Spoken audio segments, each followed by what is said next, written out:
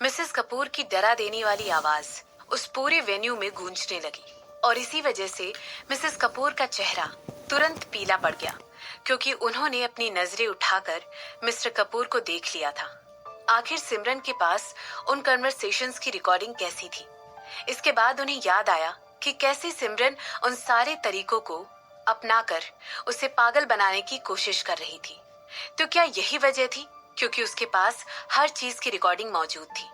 Mrs Kapoor ने उन सब की तरफ देखा जो इस समय उनकी तरफ घूरकर ऐसे एक्सप्रेशंस के साथ देख रहे थे जो कई सारे इमोशंस का मिक्स था। वहां पर खड़ा हर कोई उन्हें ऐसे देख रहा था मानो उन्हें विश्वास ही ना हो रहा हो। उन्हें वो शर्मिंदगी फील हो रही थी और वो सारे ही वहां पर शॉक में खड़े हो।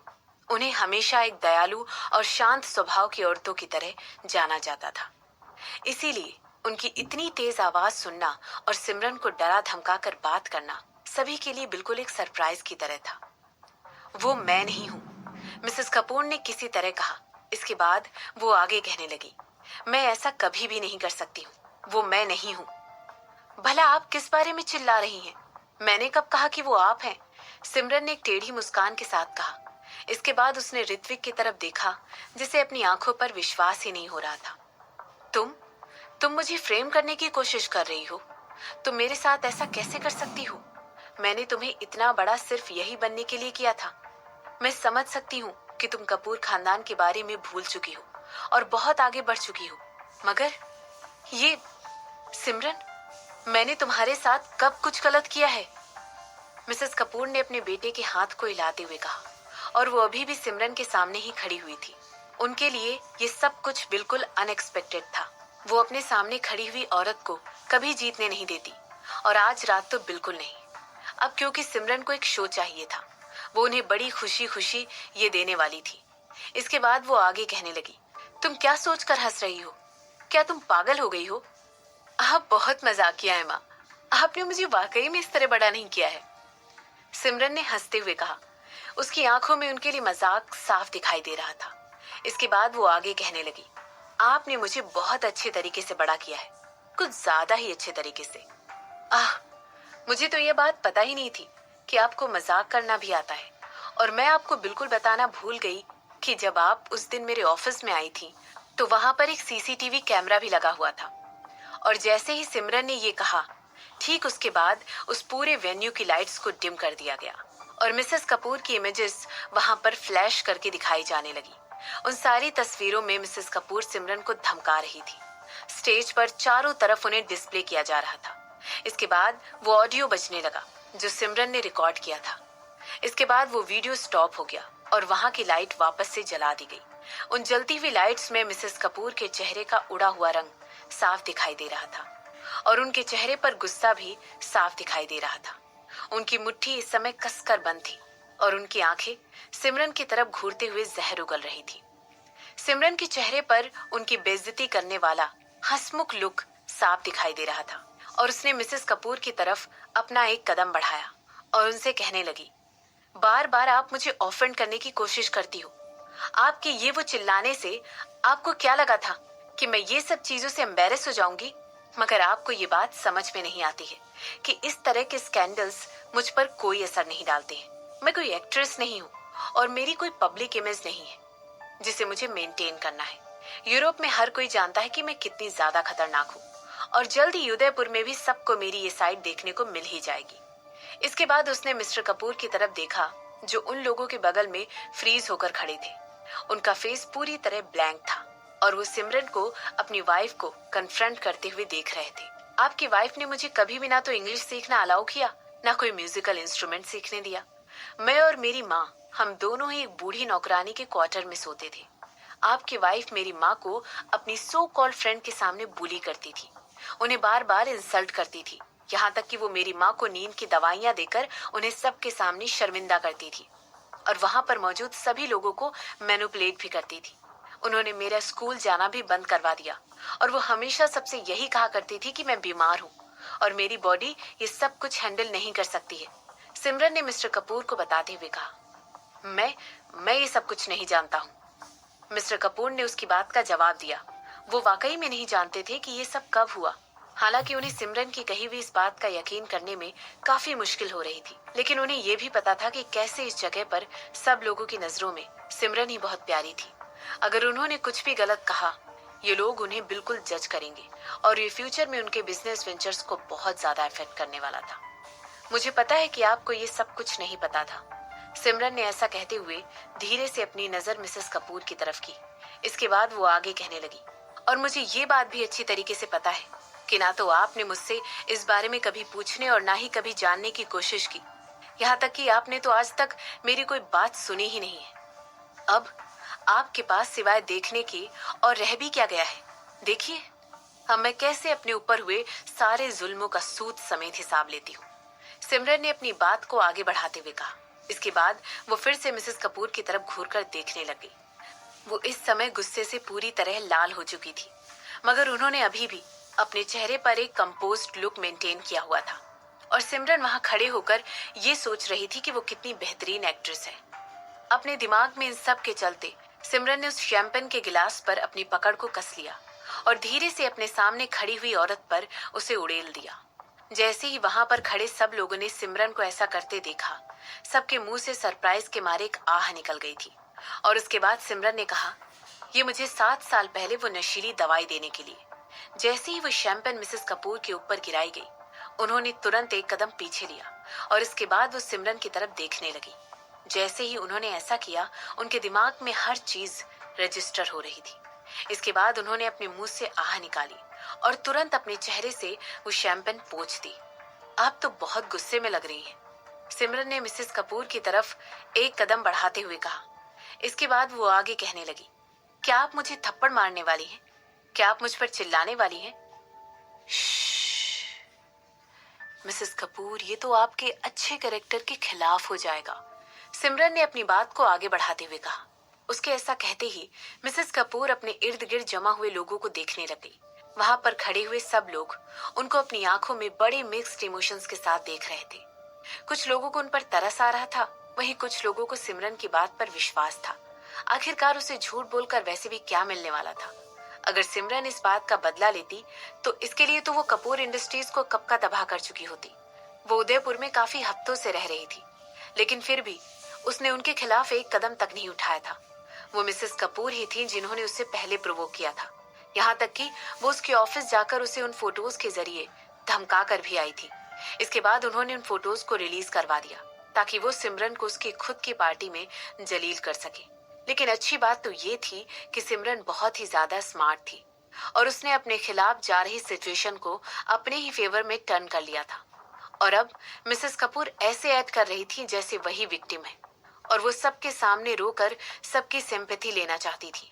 भला वहां पर खड़ा कोई भी ऐसी औरतों के साथ सिंपैथाइज कैसे कर सकता था जो इतनी फेक थी?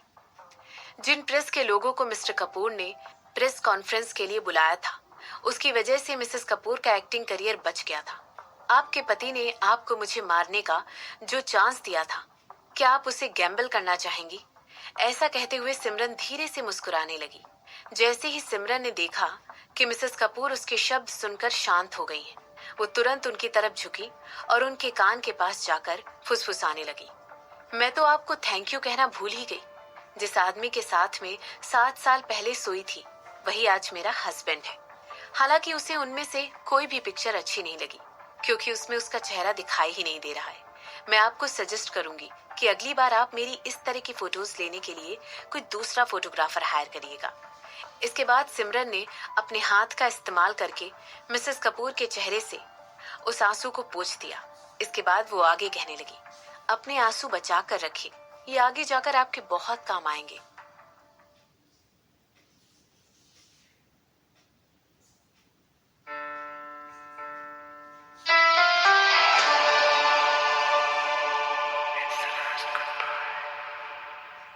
मिसेस कपूर ने अपनी ऑलरेडी टाइट बांधी हुई मुट्ठी को और ज्यादा कसकर बांध दिया और उनके चेहरे पर भयंकर गुस्सा साफ दिखाई दे रहा था। ये गुस्सा इस समय उनके दिमाग में चल रहा था। तो उस फोटो में जो आदमी था, शशांक ही था। मगर ये कैसे पॉसिबल था? हो सकता है सिमरन इस बारे में झूठ बोलकर मिसेस कपूर को और भी ज्यादा बुरा लगवाना चाहती हो। इस समय मिसेस कपूर के दिमाग में यही सब सवाल चल रहे थे और उनकी आंखों में नफरत साफ दिखाई दे रही थी। इसके बाद मिसेस कपूर को महसूस हुआ कि वो गुस्से के मारे कांप रही थी और वहीं सिमरन उन्हें देखकर कॉन्टिन्यूअसली मुस्कुरा रही थी। हमेशा ये बात याद रखें कि आप ही वो वजह हैं जिसकी वजह से आपकी फैमिली अपनी इज्जत से हाथ धो चुकी है और आगे भी वो आपकी वजह से यूं ही आगे गिरती हुई नजर आएगी और आप सिवाय देखने के और कुछ भी नहीं कर पाएंगी। आप वहां पर बेबस और लाचार खड़ी रहेंगी और अपने पैरों के नीचे उन्हें कुचलते हुए देखेंगी। इसके बाद सिमरन ने एक कदम पीछे लिया और अपने सिर को छुपाते हुए अपनी वही पुरानी स्माइल अपने फेस पर प्लास्टर किए हुए कहने लगी, मैं आपको जल्द ही देख लूंगी माँ। जैसे ही सिमरन अपनी जगह से हिली, मिसेस कपूर ने नोटिस किया कि शशांक सिमरन से कुछ कदम की दूरी पर ही वहां पर उसके पीछे खड़ा हुआ था। उसके चेहरे पर इस समय सिमरन को घूरते हुए कोई एक्सप्रेशन नहीं था। इसके बाद उसने अपनी नजरों को सिमरन की तरफ शिफ्ट किया और वो सिमरन को अपनी तरफ आते हुए देखने लगा। उसने तुरंत अपनी जेब से उसके हाथ पोंछने के लिए एक हैंडकरचीफ निकाल कर दिया और इसके बाद उसने उसे एक और शैंपेन का ग्लास दिया। इसके बाद वो दोनों साथ में एक दूसरे से बात करते हुए चलकर भीड़ की तरफ चले गए। इस समय शशांक के चेहरे पर एक जेंटल लुक साफ दिखाई दे रहा था। यहाँ तक कि उसकी आंखों में भी सिमरन से बात करते हुए काफी शांति दिखाई दे रही थी। ऐसा लग रहा था मानो जो कुछ भी हुआ था वो उसके लिए हुआ ही नहीं था। वो बिल्कुल नॉर्मल दिखाई दे रहा था। मिसेस कपूर की आंखें उन सभी लोगों की तरफ देखने लगी जो उन्हें घूर कर खड़े हुए थे। अपमान और गुस्सा मानो इस समय उनकी नसों में दौड़ रहा था। वो उन लोगों पर चिल्लाना चाहती थी, उन्हें इस तरह घूमने के लिए कोसना चाहती थी। वो चाहती थी कि उन लोगों के चेहरों पर अपनी आंखों में इस तरह उनके लिए मजाक की भावना भरने के लिए एक थप्पड़ लगा दे। तुम लोग अभी भी यहाँ पर क्यों खड़े हो? जाओ यहाँ से, हमें अकेला छोड़ दो। ऋत्विक की आवाज अचानक मिसेस कपूर के कानों में गूंजने लगी और उन्हें महसूस हुआ कि उनके कंधों पर एक कोट उड़ाया जा रहा है। मुझे लगता है हमें यहाँ से चलना चाहिए और घर चलकर बात करनी चाहिए, ऋत्विक ने एक ऐसी आवाज में कहा जिससे मिसेस कपूर को आसानी से उनके खुद के हस्बैंड की आवाज याद आ गई। वो आवाज बिल्कुल ठंड से भरी हुई और ऐसी लग रही थी मानो बहुत दूर से आ रही हो। मिसेस कपूर हेल्पलेस होकर हाँ में सिर हिलाते हुए सोचने लगी कि मिस्टर कपूर उन लोगों के ऊपर काफी देर से नजर रखे हुए थी। इसके बाद उन्होंने चारों तरफ देखा और वो ये देखकर बिल्कुल भी सरप्राइज नहीं हुई कि उनके हस्बैंड वहां पर कहीं दिखाई नहीं दे रहे थे। मिस्टर कपूर के लिए इस समय मिसेस कपूर किसी एम्बेरसमेंट से कम नहीं थी। मिसेस कपूर की आंखों से आंसुओं की धारा उनके गालों से होते हुए नीचे गिर पड़ी और वो जो कुछ भी उन्होंने किया था उसके आफ्टर इफेक्ट के बारे में सोचने लगी। वो सोचने लग गए कि जब वो लोग घर पहुंचेंगे तब उनका क्या हाल होगा। Thank you. सिमरन ने तुरंत शशांक के हाथों से शैंपेन का ग्लास लेते हुए उसे उसका वो हैंकरचीफ वापस कर दिया जो उसने उसे थोड़ी देर पहले दिया था। तुमने बहुत अच्छा काम किया, शशांक ने सिमरन से कहा। अगर मैंने वो सब ना किया होता तो वो मुझे तंग करना कभी नहीं छोड़ती। ऐसा कहते हुए सिमरन अपने ही शब्दों को सुनकर थोड़ी सी सरप्राइज हो गई थी। इतने कम वक्त में ही वो अपने बगल में चल रहे इंसान के इतने करीब आ गई थी कि उससे पूरी सच्चाई से बात बता रही थी। मुझे पता है, शशांक ने एक इमोशनल आवाज में कहा। क्या तुम्हें कुछ पता चला? सिमरन ने शशांक से कहा। हाँ, लेकिन मुझे एक और इंसान को बुलाना पड़ेगा, शशांक ने कहा। सारी रात वो अपने आदमियों को कॉल करके ये पता लगाने की कोशिश करता रहा कि वो एक्सीडेंट किसने करवाया था। यही वजह थी कि वो पूरे इवेंट के दौरान सिमरन को अकम्पनी नहीं कर पाया था। हालांकि वो इस समय उस बात को लेकर थोड़ा सा बुरा भी महसूस कर रहा था, लेकिन उसे ये बात भी अच्छी तरह पता थी कि उसे उस एक्सीडेंट के पीछे के आदमी को ढूंढना भी जरूरी था। सिमरन की सेफ्टी हमेशा ही उसकी मेन प्रायोरिटी रही थी। चिंता मत करो, मैं यहीं पर हूँ। चलो इस इवेंट को खत्म करके घर चलते हैं, सिमरन ने कहा। आखिर उसे कैसे पता नहीं चल पा रहा था कि शशांक इस समय क्या सोच रहा था। ये तो वैसे भी उसकी सेक्रेटरी रूपाली का काम था। हालांकि वो अभी भी हॉस्पिटल में थी, इसीलिए शशांक ने उसकी रिस्पॉन्सिबिलिटी को अपने कंधों पर लेने का सोच लिया था। क्या तुम्हारे पास तुम्हारी सेक्रेटरी रूपाली को रिप्लेस करने के लिए कोई है? क्योंकि वो अभी भी हॉस्पिटल में ही है, सिमरन ने शशांक से पूछा। हाँ, मेरे पास है, वो मंडे से ही अपना काम शुरू कर देगा, शशांक ने जवाब दिया। तुम्हारे पास है? सिमरन ने हाँ में सिर हिलाते हुए कहा। करिश्मा सिमरन की पीआर मैनेजर कल यानी कि संडे को वहां पर आने वाली थी और वो अगले एक हफ्ते तक उसके सेक्रेटरी बनकर उसके पास रहने वाली थी। सिमरन को यकीन था कि करिश्मा को उसका ये काम करने में कोई परेशानी नहीं होगी, क्योंकि वो हमेशा से ही सिमरन का राइट हैंड बनना चाहती थी। बिल्कुल शशांक की तरह ही सिमरन भी उस एक्सीडेंट के मास्टरमाइंड के बारे में पता लगाने के लिए परेशान थी। इसीलिए उसने शशांक से कहा, तुम आगे जाओ और वो सारी चीजें करो जो तुम्हें इस समय करना जरूरी है। इसके रिस्पॉन्स में शशांक ने अपना सिर हिलाया और उसके गालों पर किस करके उस वेन्यू के बाहर चला गया। जो कुछ भी आज रात मिसेस कपूर के साथ हुआ वो तो मेरे लिए एक सरप्राइज था। सिमरन के लिए वो आवाज इतनी जानी पहचानी थी कि उसे पीछे मुड़कर ये देखने की जरूरत भी नहीं पड़ी थी कि उससे ये सब कौन कह रहा था। वो अच्छी तरह जानती थी कि हेमंत की माँ उससे ये सब कह रही थी। भला वो उनकी कठोर आवाज को कैसे भूल सकती थी। मैं हमेशा ही उन लोगों के साथ बुरा करने में विश्वास रखती हूँ जो मुझे क्रॉस करने की कोशिश करते हैं। ऐसा करते हुए सिमरन ने अपने शैंपेन के गिलास से घूंट भरा। जो भी अफवाह तुम्हारे बारे में फैली हुई है, तुम उतनी ही ज्यादा क्रूल हो, हेमंत की माँ ने सिमरन से कहा। अफवाहें तो अफवाहें होती हैं, उन्हें फर्स्ट हैंड खुद एक्सपीरियंस करना अभी भी बिल्कुल अलग लगता है, सिमरन ने कहा। वो अभी भी तुम्हारी फैमिली है और तुम ये बात जानती हो, हेमंत की माँ ने नोट करते हुए कहा। वो लोग इस समय एक सर्कुलर कॉकटेल टेबल के बगल में खड़े हुए थे, जो कि स्टेज से काफी दूर रखी हुई थी। ये टेबल खासकर एंट्रेंस पर अरेंज करके रखी गई थी ताकि जो लोग स्टेज की लाइटों से दूर खड़े होकर लोगों से बात करके घुलना मिलना चाहते थे, वो यहाँ पर खड़े होकर कर सकते थे। फैमिली सिवाय एक शब्द के और कुछ भी नहीं होती है मिसेस रायचंद, सिमरन ने कहा। जब भी हम किसी प्रॉब्लम में होते हैं, वो फैमिली ही होती है जो हमारे साथ सबसे पहले आकर खड़ी होती है। तुम्हें अपनी ही फैमिली के अगेंस्ट जाकर उन पर इतना अत्याचार करने की कोई जरूरत नहीं है। जहाँ से तुम आई हो वहां से यहाँ के लोग काफी अलग हैं। हम लोग पैसों से ज्यादा फैमिली को वैल्यू देते हैं, मिसेस रायचंद ने कहा। उनकी बात सुनकर सिमरन ठहाका मारकर हंसते हुए कहने लगी। आप ऐसा इसलिए कह रही हैं क्योंकि आपने कभी भी अपनी ही फैमिली के थ्रू छोड़े जाना एक्सपीरियंस नहीं किया है। फिर भी मुझे पता है वो लोग मुझे कभी भी नहीं छोड़ेंगे, हेमंत की माँ ने कहा। इस समय उनकी आवाज में एक कॉन्फिडेंस अलग झलक रहा था। हाँ हाँ बिल्कुल, हम देखेंगे, सिमरन ने धीमी आवाज में ऐसा कहते हुए अपना सर हेमंत की माँ की तरफ घुमाया और फिर आगे कहने लगी। आज ही दिन के शुरू होते ही मेरे किसी बहुत करीबी का एक्सीडेंट हो गया। क्या आपका एक्सीडेंट से कोई लेना देना है? तुम्हारा मुझसे बात करना हमेशा ही सरप्राइज कर देता है, हेमंत की माँ ने कहा। गोल गोल बातें करना हमेशा ही वक्त बर्बाद करने वाला होता है, मिसेस रायचंद। मेरी बात का जवाब दीजिए, क्या आप इसके लिए रिस्पॉन्सिबल हैं? सिमरन ने पूछा। तो अगर मैं इसके लिए रिस्पॉन्सिबल होंगी तो तुम क्या करोगी, और अगर मैं इसके लिए नहीं हुई तब तुम क्या करोगी? मिसेस रायचंद ने सिमरन को काउंटर अटैक करते हुए कहा। तो क्या सिमरन उनसे किसी कन्फेशन की उम्मीद कर रही थी? कितनी बेवकूफ थी वो। हेमंत की माँ को ये बात अच्छी तरह से पता थी कि सिमरन को बातें रिकॉर्ड करने की आदत थी, और अभी अभी उसने मिसेस कपूर के साथ भी तो यही सब किया था। मिसेस कपूर भी ऐसे ही घमंड क्या करती। वैसे भी उनके जैसे परिवार से नाम, उनका इस तरह रॉयल्टी से एक्टिंग करना, हर किसी को बुली करना और फिर भी अपने चेहरे पर वही जेंटल स्माइल मेंटेन करना। हालांकि अब जब उनकी फैमिली पूरी तरह से बर्बाद हो चुकी है, वो भी किसी काम की नहीं रही, सिमरन ने कहा।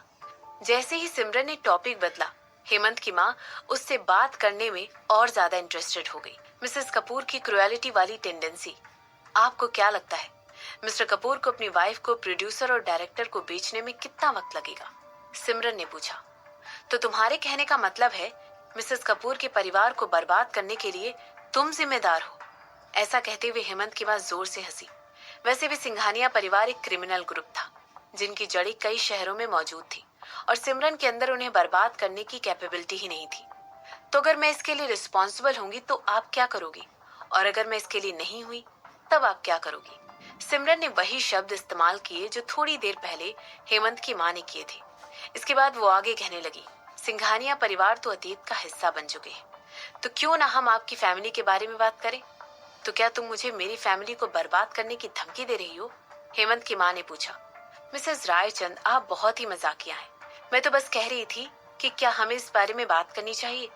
आप इतनी ज्यादा डिफेंसिव क्यों हो गई? बिल्कुल सिंघानिया परिवार की तरह ही आपकी फैमिली की भी गवर्नमेंट के साथ काफी पुरानी हिस्ट्री है। उनको बर्बाद करना इतना भी आसान नहीं होगा, है ना? ऐसा कहते हुए सिमरन जोर का ठहाका मारकर हंसने लगी।